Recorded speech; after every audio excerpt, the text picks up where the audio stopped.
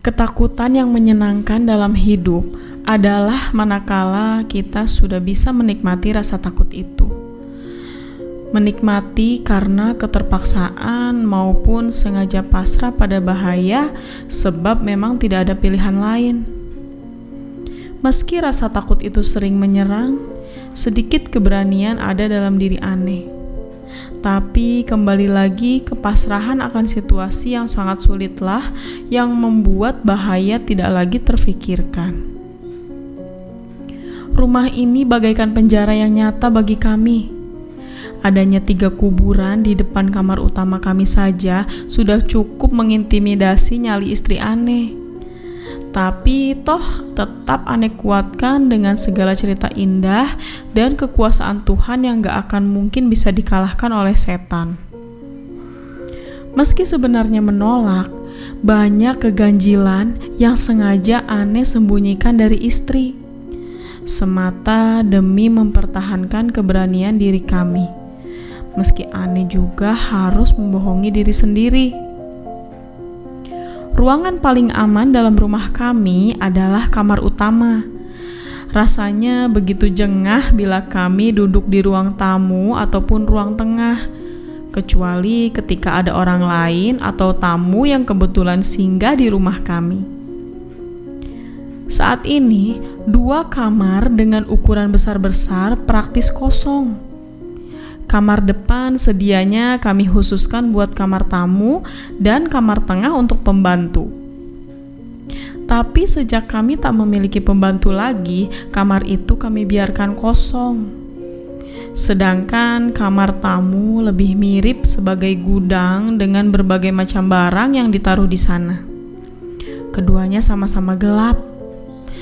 Anne malas mencari pembantu lagi, karena malas melihat intrik yang akan terjadi dengan mereka. Praktis 2 kamar kosong ini semakin gak terjamah oleh kami. 2 kamar ini sebenarnya bersebelahan, tapi terpisah oleh kamar mandi. Sebuah kamar mandi yang aneh menurut Anne, karena dalam kurun waktu yang gak begitu lama, 1 tahun semenjak Anne rehab keseluruhan rumah, ubinnya sudah ngelotok tanpa sebab apa-apa. Dan lebih aneh lagi, ubin yang terbuat dari keramik pucat itu menyembul terangkat. Lambat laun keramik ini terkelupas dengan sendirinya. Keadaan sudah sangat senyap ketika Anne mulai berkemas. Pekerjaan memaksa Anne untuk berangkat malam-malam. Anne tengok istri dan anak Anne sudah tertidur hampir 2 jam yang lalu. Anne tak tega membangunkan mereka. Anne kaget ketika terdengar suara biur, biur. Suara air yang jatuh seperti seseorang sedang mandi berasal dari arah kamar mandi tamu.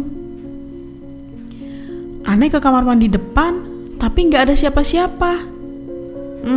Sudah jelas, batin Anne bergumam sendiri. Sebenarnya Anne gondok banget dengan kondisi kamar mandi tamu yang selalu gelap, dan Anne bosan mengganti bohlamnya. Tiap minggu maunya diganti terus itu lampu, atau memang gak mau terang, kutuk Anne dalam hati. Lagi-lagi Anne harus melewati kondisi gelap di teras rumah. Seperti halnya kamar mandi, lampu di teras ini juga tak pernah berumur lama. Dia hanya mampu bertahan seminggu atau paling lama 2 minggu, sampai Anne bosan menggantinya terus. Hawa dingin berdesir mengusap leher Anne ketika keluarkan motor melewati pagar rumah. Sunyi sekali. Lampu teras rumah sudah lama mati, membuat gelap yang ada semakin pekat. Diiringi desau angin, Anne pun berangkat. Anne pacu motor dengan kecepatan yang lumayan tinggi, tapi seolah motor Anne terasa berat. Setengah perjalanan menuju Kedung Halang Bogor melewati lampu merah Pemda Cibinong. Jalanan sepi, hanya tampak aspal yang mengkilap bermandi gerimis. Hanya ada 1 atau 2 angkot yang nampak kelelahan menembus malam. Ketika tiba-tiba di depan Ane ada seekor kucing menyeberang jalan, Ane tak bisa lagi menghindarinya. Ane tak bisa lagi mengendalikan motor Ane untuk tidak menggilasnya. Brrr, terasa sekali tubuh kucing yang besar itu tergilas ban motor Ane. Ane langsung injak rem dan ciit. Ane turun dari motor. Beberapa tukang ojek yang mangkal di seberang menghampiri Ane. Ane terus mencari kucing itu. Iya, kucing yang Ane tabrak barusan. Aneh, kucing itu tidak ada. Pak, tadi lihat kan kucing besar menyeberang jalan? Tanya Ane pada salah satu ojek di dekat Ane. Iya pak, tadi ada, jawab tukang ojek. Terasa banget tadi kena ban motor Ane, tapi kok gak ada bangkainya ya? Tukas Ane. Gimana ya pak? Tanya Ane lagi. Tapi tukang-tukang ojek itu juga gak bisa jelasinnya. Ane melanjutkan perjalanan setelah sebelumnya membuang uang kertas 5 ribuan ke tengah jalan dengan maksud sebagai tolak bala atas kejadian tadi.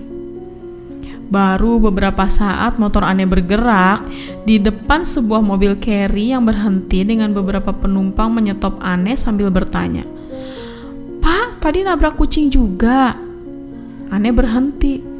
"Loh, kok Bapak tahu?" tanya Ane. "Iya pak, karena kami juga menabrak kucing besar," jawab orang itu sambil memperhatikan Ane. "Tadi sudah saya cari pak, tapi nggak ada." "Nggak ada?" "Iya, sama sekali nggak ada." "Aneh ya pak."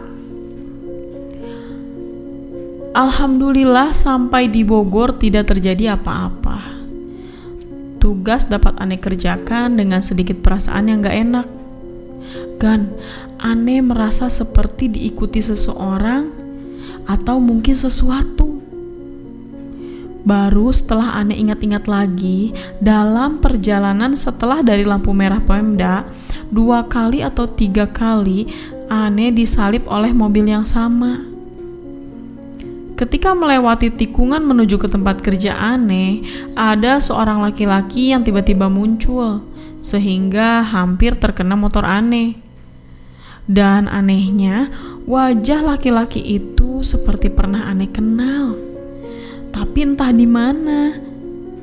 Nah, sekarang Ane ingat. Iya, laki-laki itu mirip dengan orang yang serombongan mobil berhenti tadi dan menanyakan perihal kucing. Bahkan bukan mirip, Ane yakin kalau itu adalah orang yang sama. Udahlah, mungkin hanya kebetulan saja. Demikian batin Ane menenangkan diri.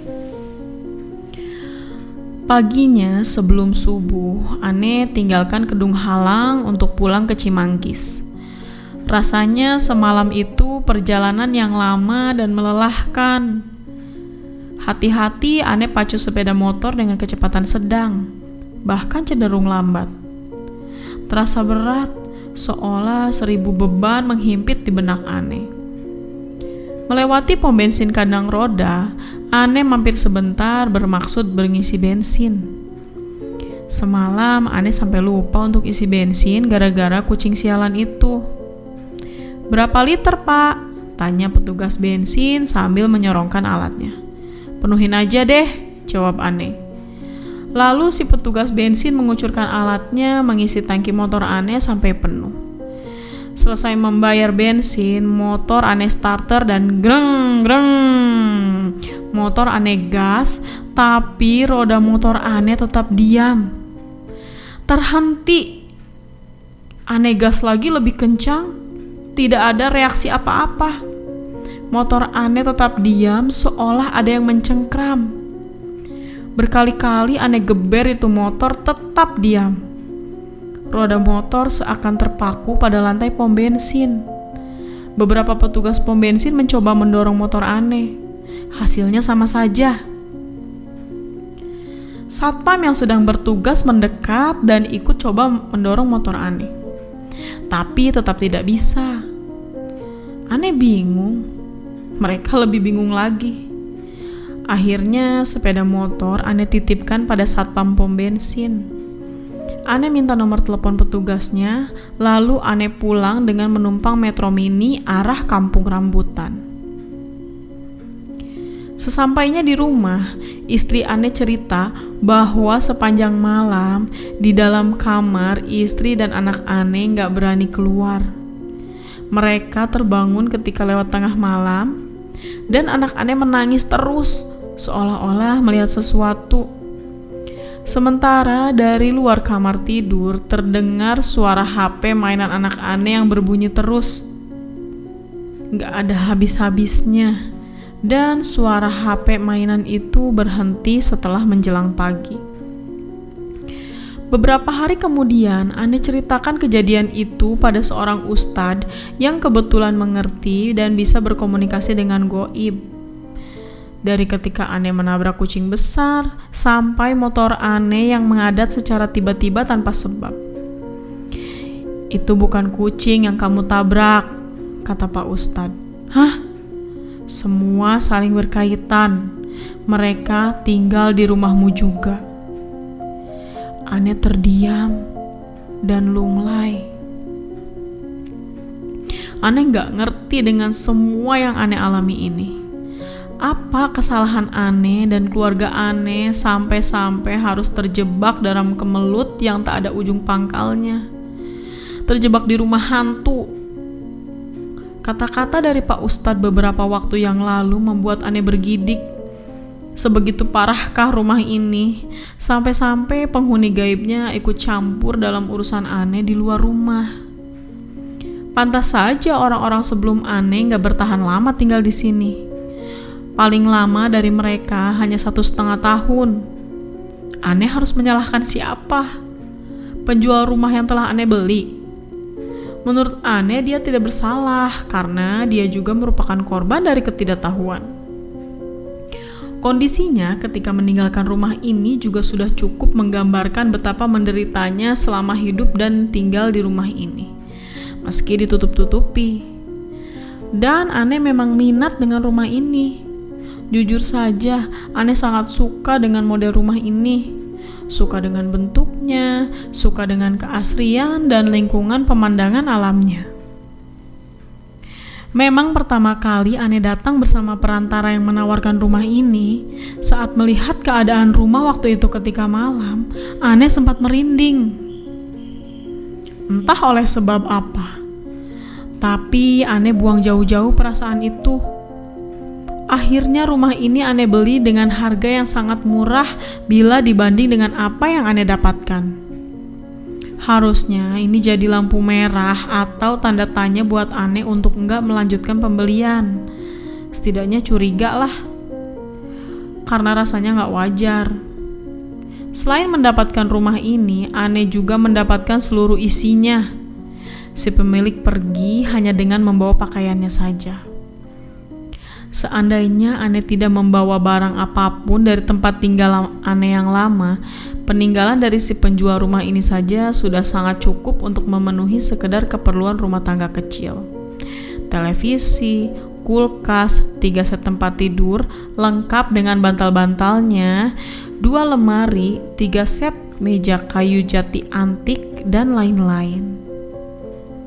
Ane tidak sempat berpikir bahwa barang-barang ini juga telah menjadi media bagi para setan dalam melaksanakan pestanya di kegelapan sepanjang malam, di kelak kemudian hari. Ada yang Ane suka dari barang-barang itu, terutama 1 set meja di ruang tamu. Memiliki bentuk yang dapat menarik orang yang melihatnya, dia seakan mengandung magnet-magnet untuk seseorang memilikinya.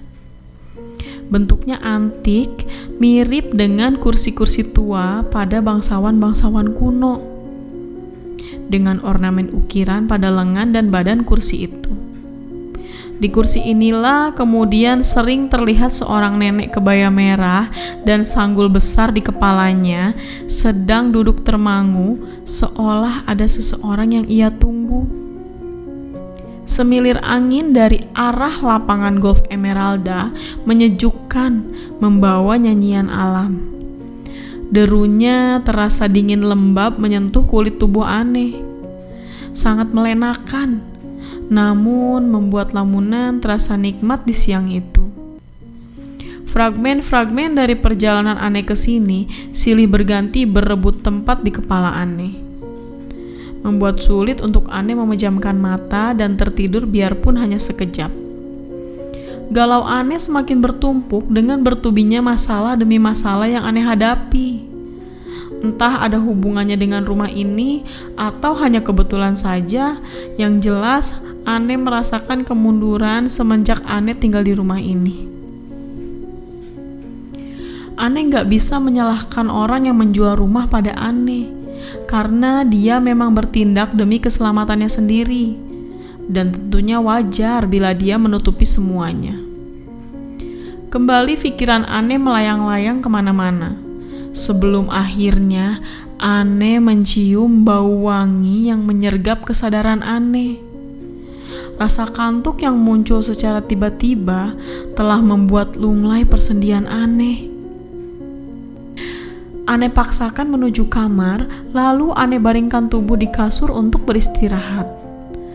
Seketika, kelambu tempat tidur Ane berubah menjadi putih dan bergerak-gerak lalu menutup dengan sendirinya.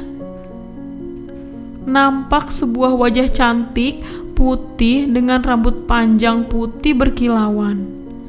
Lengannya terbuka di antara kain-kain berwarna perak di tubuhnya.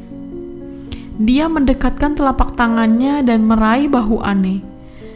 Terlihat ikat kepala di atas keningnya, lebih mirip mahkota berwarna perak. Kuku-kukunya panjang dan juga berwarna putih perak menyentuh kulit Ane. Ane seakan terlena dan terbuai, atau memang Ane sudah dalam pengaruh rasa kantuk yang berlebihan.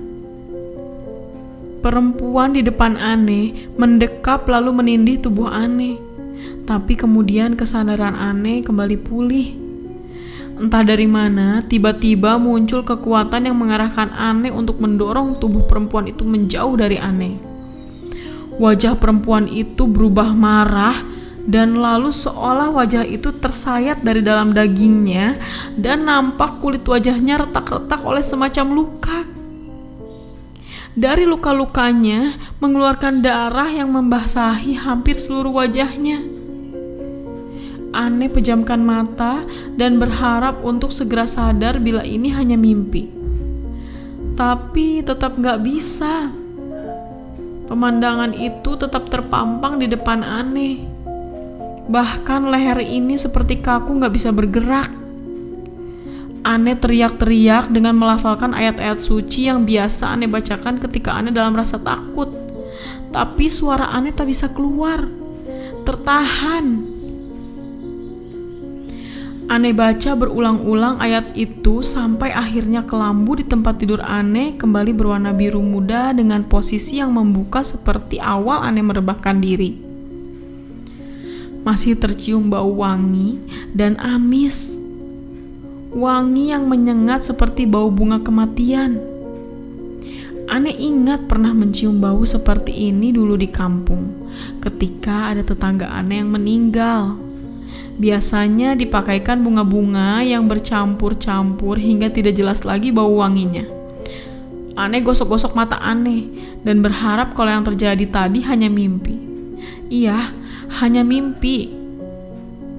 Benarkah hanya mimpi? Bau bunga dan bau amis masih sangat menyengat menusuk hidung Ane. Ane lihat jam di HP, baru jam 3 sore. Ane sapu pandangan ke sekeliling, gak ada sesuatu yang mencurigakan selain dari bau bunga yang tetap menyebar di ruang tidur. Ane keluar kamar, lalu menyusul istri dan anak Ane yang main ke tetangga sejak siang tadi. Kengerian tadi gak Ane ceritakan pada istri Ane, karena Ane gak ingin istri ketakutan. Menjelang maghrib, Ane putar MP3 orang mengaji dari komputer. Suaranya mengalun dan memupuk kembali keberanian Ane. Pagi buta, Ane sudah berkemas untuk berangkat kerja ke Bogor. Semua sudah rapi kecuali HP Ane. HP yang semula Ane taruh di atas meja nggak satu pun yang kelihatan. "Mah, lihat HP saya nggak?" tanya Ane pada istri. "Nggak tahu, Pak," jawabnya. Ane desak istri Ane sampai-sampai dia sumpah bahwa dia nggak tahu di mana dua HP Ane berada. Kami mencarinya ke seluruh ruangan dan HP itu tetap nggak ada. Dengan menggunakan HP istri Ane coba miss call nomor HP Ane. Masih ada nada sambung. Ane pikir bahwa HP itu mungkin dicuri orang. Ane cek lagi ke seluruh ruangan. Nggak mungkin dicuri orang. Semua engsel nggak ada yang rusak dan semua pintu dari semalam terkunci rapat. Ane coba lagi telepon, tetapi tetap tidak diangkat, meski ada nada sambung. Akhirnya Ane anggap kedua HP itu sudah hilang. HP Nokia ketupat yang sewaktu itu masih baru-barunya keluar dan Sony Ericsson K750i. Sampai tulisan ini diketik, HP-HP itu tetap tidak ditemukan.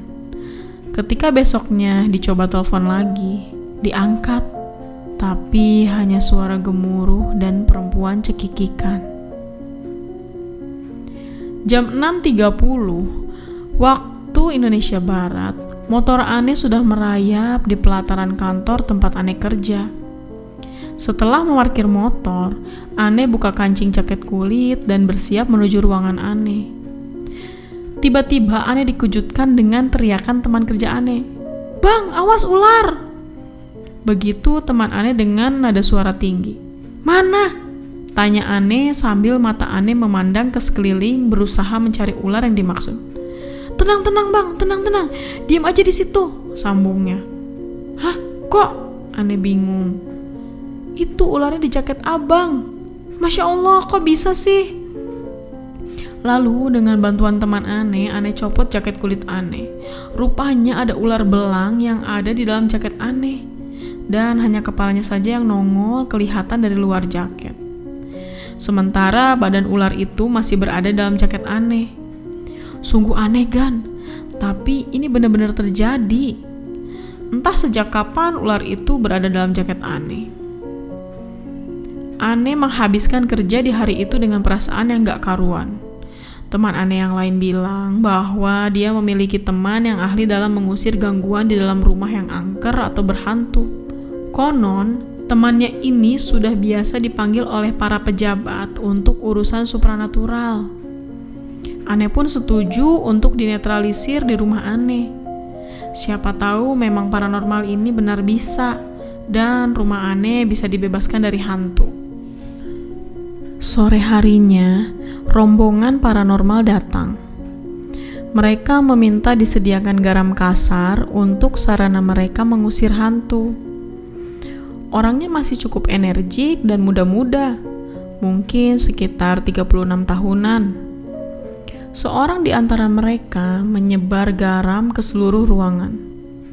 "Bapak, Ibu, rumah ini merupakan pusat atau tempat bermain dan pertemuan dari hantu-hantu di sekitar daerah sini. Tadi sudah kami usir dan kami pagari rumah ini. Mudah-mudahan sudah tidak berani kesini lagi ya," kata paranormal itu setelah selesai menjalankan ritualnya. "Mereka bisa diusir, Pak?" Ya mudah-mudahan, Pak," jawab sang paranormal. Mereka pun pulang sebelum maghrib. Malam harinya, anak Ane menangis terus. Bergantian, Ane dan istri Ane menggendong si kecil. Tapi tetap saja anak kami terus menangis sambil menunjuk-nunjuk ke sudut ruang belakang. Ia terus menangis. Ane memandang ke sudut ruang belakang, berharap melihat keganjilan atau penampakan setan yang telah membuat anak Ane menangis. Tapi hanya gelap, pekat, tidak ada apa-apa di sana. Kemudian, dengan mengasumsikan bahwa di depan Ane terdapat suatu makhluk ataupun hantu yang gak bisa Ane lihat, Ane keluarkan kalimat-kalimat seperti seseorang yang sedang berbicara dengan orang lain. Ini sering Ane lakukan, dan biasanya anak Ane kembali tenang. "Tolong jangan ganggu anak saya. Tolong pergi dari sini." Tetap gak ada reaksi apa-apa. Anak Ane masih menangis. Istri Ane yang menggendong si kecil nampak kelelahan. Lalu istri Ane secara spontan membacakan ayat-ayat Al-Quran. Si kecil terdiam, berhenti menangis. Entah berhenti menangis karena sudah capek atau memang sang pengganggu sudah pergi. Kami pun lega. Ane ajak istri Ane masuk kamar utama untuk ketenangan. Tapi baru saja kami buka pintu, terdengar air mengalir dari keran kamar mandi tamu di arah depan. Istri Ane ketakutan. Beberapa saat setelah itu, lampu ruang tengah dan lampu ruang tamu tiba-tiba padam. Kami tetap masuk ke dalam kamar. "Tenang mah, tenang, gak usah takut." Ane mencoba menenangkan istri Ane, walaupun sebenarnya Ane sendiri juga takut. Takut kalau hantu-hantu itu marah dan sengaja membuat ulah karena kedatangan 3 paranormal tadi sore. Hingga hampir tengah malam, Ane gak tidur. Suara air mengalir dari keran masih terdengar. Suara yang gak seberapa keras, tapi seakan memekakkan telinga Ane. Jarak antara kamar mandi tamu dengan kamar mandi utama kami sekitar 10 meter. Tapi suara aliran keran sungguh sangat mengganggu. Air itu akan terus mengalir sebelum tabung penampungan air di atas habis. Ini gak bisa dibiarkan, gerutu Ane dalam hati. Kesal. Lalu Ane bangkit dan bermaksud mematikan keran di depan dengan melewati gelap ruang tengah. Ane coba tekan stop kontak untuk menyalakan lampu, tapi lampu tetap padam dan gak mau nyala. Berarti cuma kebetulan lampu ini konslet, bisik Ane dalam hati. Lalu Ane menuju kamar mandi dan mematikan keran itu. Sepanjang Ane melewati ruang depan dan ruang tengah, bulu kuduk Ane merinding. Dan setiap gerakan Ane seolah-olah ada yang memperhatikan. Terdengar suara berderap gaduh seperti suara ramai bocah-bocah yang sedang kejar-kejaran, berlarian menjauhi ruang tamu. Di luar terdengar anjing melolong dengan suara yang nyaring, membuat bulu kuduk Ane berdiri. Ane singkap gorden jendela depan, berusaha melihat keluar rumah. Sepi senyap. Hanya suara lolong anjing yang semakin lama semakin memilukan, lirih, dan hilang. Ane merasa banyak mata yang memperhatikan Ane. Ane merasa diawasi. Ane merasa sia-sia dengan memanggil ketiga paranormal yang datang sore tadi. Antara marah, sedih, dan kalut. Entah berapa paranormal yang pernah kami panggil untuk mengusir hantu-hantu itu. Pada kenyataannya selalu manjur di depan saja, dan hantu tetap meneror kembali kami. Yang terjadi malam ini lebih parah, di luar dugaan. Para hantu seperti ngamuk dan tidak terima.